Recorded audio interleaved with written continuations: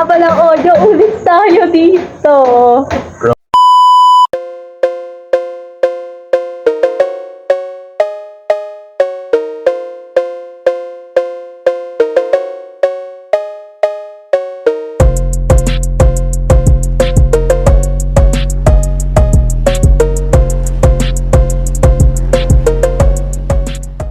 Hello everyone, ako nga pala Sir John Mark from LSPU Laguna.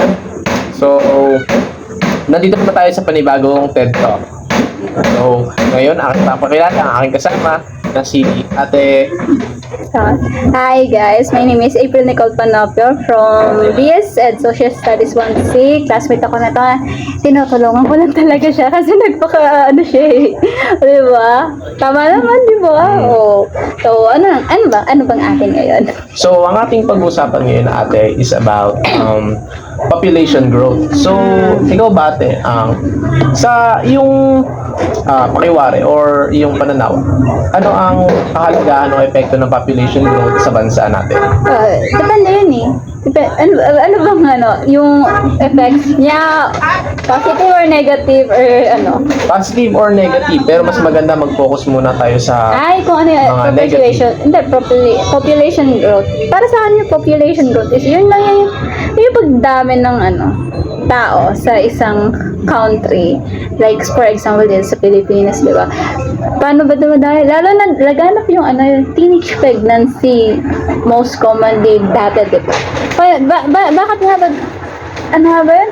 Sabi nila na, anong phase ng year? Yung peak ang pregnancy? yung nag-COVID. Yung nag-COVID na, Kasi- paano ba naman? Wala kang gagawin sa bahay nyo. Walang liba. Meron sila. Kaya yun na siguro naging factor kung bakit. Kulong na kulong ka. Anong gagawin natin doon? Isa na rin yung siguro sa Factor yun, diba? Tapos lalo na, hindi, before that, ang pinaka-common is teenage pregnancy, diba? Ikaw, ano bang Para sa akin naman, to be honest, yung COVID nito nga, isang malaking factor na rin yun nung nagkaroon ng COVID, dumami din ang population ng tao. At the same time, nawala din ng proper guidance ng magulang o dumaan din sa mga kabataan sa matinding stress. Hindi naman natin kasi gaanong maiiwasan or ma-lessen yung factor na gano'n kasi at the same time marami nga ding walang magawa ng mga panahon na yon dahil na-worry na sila. At ganoon din naman yung education system na hindi na itinuturo lalo na yung mga taboos natin sa kasalukuyan at noon na pinamanan sa atin ng mga katatanda, di ba? Tsaka the more na mas madami yung tao is the more na may yung demand sa pagkain, no? Pala, true.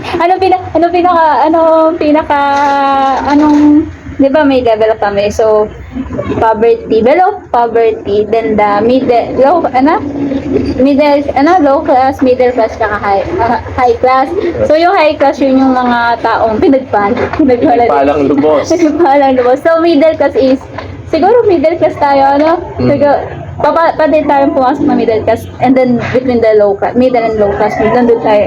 Doon sa mga below poverty levels, yun yung mga yung mas madaming mas malaki yung pamilya kaysa sa mga middle class tsaka sa low class kahit pa paano Pansin ko lang kasi, to be honest, na mas maraming pamilya o miyembro sa isang tahanan pag mas mahirap kayo, kaya lalo sila naghihirap. Tibuhin mo yun.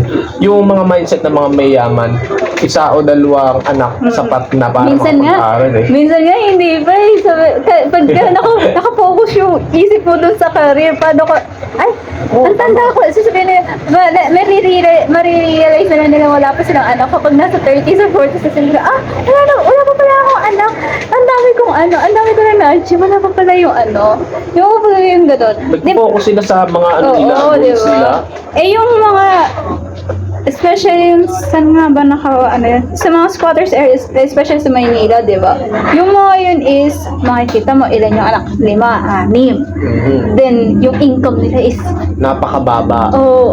hindi siya, Di ba ang pinaka-target, ang income daw for family dapat, para masabing wala ka sa poverty level, or wala ka sa poverty level, or above ka sa poverty level is 13,700 something. Basta yun yung range. Basta nasa 13,000 yun. Tapos yung mostly, yung mga nasa below level is, yung sila ba yung kumikita na minsan na hindi pa sila nakakain ng 3 beses sa isang araw. Diba? Dapat nga dun nagpo-focus yung government dun sa yun, paano nila mabibigyan ng pangkabuhayan yung mga taong nasa below poverty level, lalo na yung madaming pamilya. Siyempre, ang dami natin population, no? Na rin kasi yung isa sa dahilanan na ang mga Pilipino, kulang din sila sa guidance ng education, lalo na sa hindi pinopromote sa atin ang sex education. Uy, true. Di ba ang laking factor nun? Biruin mo yun kung ang mga kabataan kahit paano ay may idea sila sa paggamit ng mga contraceptive, kahit paano may babalance natin yung pagtaas ng population natin at ganoon din sa pagtaas ng inflation natin. Makakasabay tayo. Kasi ano nangyayari? Mas mabilis ang pagtaas ng population kaysa sa presyo ng mga bilihin ngayon. Pero sabi, sa discussion natin noon one time kay sir, tsaka din nakabasa ko rin yun, sabi nila, ang Pilipinas daw ay bumababa na ang birth rate ngayon. Birth rate daw ngayon bumababa. Sabi, so ang tanong, di ba sa atin ni sir is, alarming ba siya or hindi? Siguro para sa mga nasanay na yung Pilipinas ay madami, kumbaga, isa sa para sa kanila, isa sa madaming sumusunod sa mga matataas ang birth rate. Siguro magugulat sila, ang Pilipinas, ang birth rate, biglang baba. Siguro, syempre meron na, ngayon, yung mga kabataan is, alam na nila yung priorities nila, alam nila kung ano yung gagawin nila, alam nila kung ano yung isaset nilang goal. Pero paano naman yung mga tao na hindi pinagpala na magkaroon ng edukasyon? So, mostly, kasi yung mga madaming pamilya, sila pa yung hindi nakakatanggap ng tamang benepisyo ng gobyerno. Like, healthcare, diba? Education na libre na sa mga libre na ngayon, pero hindi, privilege na nila yun, pero hindi pa din, diba? Napakadami na dapat pagtuunan ng percent. Pero kung if ever na dapat nga, bibigyan nila yan ng livelihood projects. Kumbaga, bibigyan nila, yung gagabayan nila.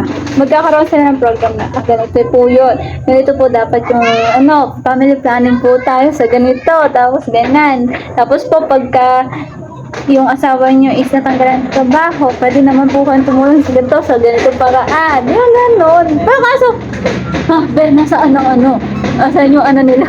Yung mga to be honest kasi, hindi ganun kabilis ang pag-action ng government natin para suportahan ng mga kababayan natin, lalo na yung mga mahihirap. Gawa kasi mismo to be honest, yung mga mismo mahihirap kasi ayaw pa nilang tulungan yung mga sarili nila. Oo, dapat parang ang nangyayari, kung sino mahirap sila mas nahihirap, tapos kayo sino mayaman sila ba yung mas yumayaman? Isa na rin sa kadahilanan kung bakit tumataas din ang population ng Pilipinas. Grabe ba? So, ikaw ba?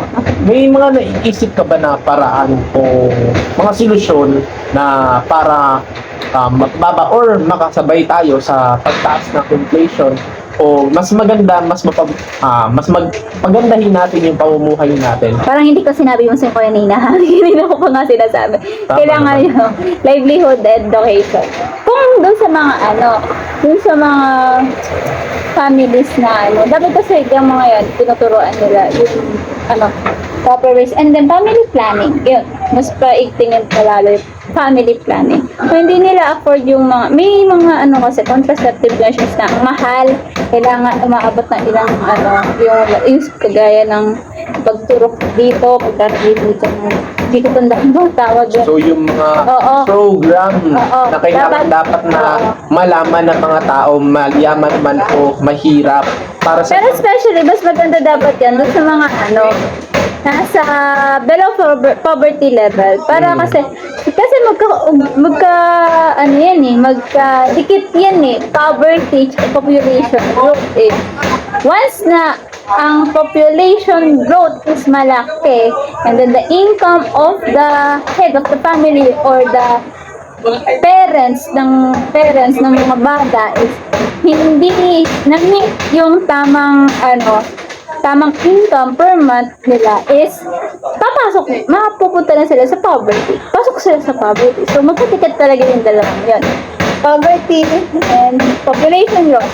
Pero kung lahat tayo or mabibigyan man ng focus yung sa well, technically may law na nga tayo, RH law, productive health law. Pero kasi yung population kasi natin is talagang napakadami. Dami-dami natin. Yung supplies natin is nagiging limited. Then, dahil nagiging limited, tumataas ang bilihin. Then, pag tumataas ang bilihin is hindi na makakakain ng tama sa taon na yun. Di ba? Supply and demand. Oo.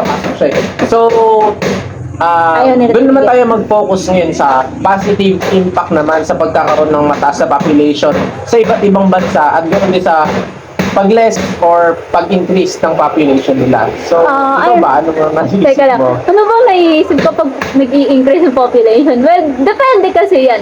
Well, kapag ang population natin, siguro, kung madami tayo, especially yung mga pagtapos, may mga bansa, di ba, na naghahanap, kanyari ng nurse or something. Uy, pwede din privilege yun. Pwede rin manpower, no? Oo, manpower, especially sa atin. Lalo na, alam mo naman, kilala mga Pilipino na mabilis maka-adapt or mabilis masipag, di ba? Nasabi nga ng mga local natin, di ba, number is power. Pero kung yung number na yung sinasabi na is nag-increase sa expectation or yung pag-increase ng population na yun is hindi na-guide ng ayos o ina-lead sa tamang direksyon, mag-lead din to sa kahirapan natin. Oo, pero mas maganda din na yung dami natin ng population, yung sa population natin is magamit siya in a Positive way. right way. Oo. Yes. Para yung kumbaga, kunyari, kung kailangan man ng ganitong project, May mga tao na Oo, may hire para gumawa o Oo, tawag ito, mas makapaglindag o makapag-ambag dito sa bansa natin. oo. Grabe, ang fruitful. Parang ang fruitful naman ang usapan na to. Parang feeling ko parang syempre iba tayo. Syempre, iba yung expectation mo, iba yung expectation ko, iba yung perspective mo, iba yung perspective ko. True. Wala tayong magagawa doon. So, okay na po ba yun? So salamat Ate Nicole sa napakagandang kwentuhan natin. Ay, hindi yung maganda. Feeling ko hindi kasi kung ano-ano yung sinabi ko, paikot-ikot nga lang ate. Pero tawag dito, to be honest, madami akong napulot, madami din tayo napulot na aral sa mga Syempre, discuss natin, lalong-lalo na sa tinakal natin, malawak pala ito Oo, mga... sabi mo, sasabihin nyo, naalala ko to yung sinabi sa akin kanina ni, ang inclusive, ang grabe yung isip mo, ang lawak-lawak. Well, malawak lang siya, naliligaw nga ako minsan eh. So, thank you din. So this afternoon, I just want to thank you for the thank you opportunity na din. makapag-TED Talk sa'yo. Ang fruitful niya. Thank So you. guys, Thank you for... magandang hapon uli at ako si Sir John Mark at ito ang aming TED Talk. Thank you.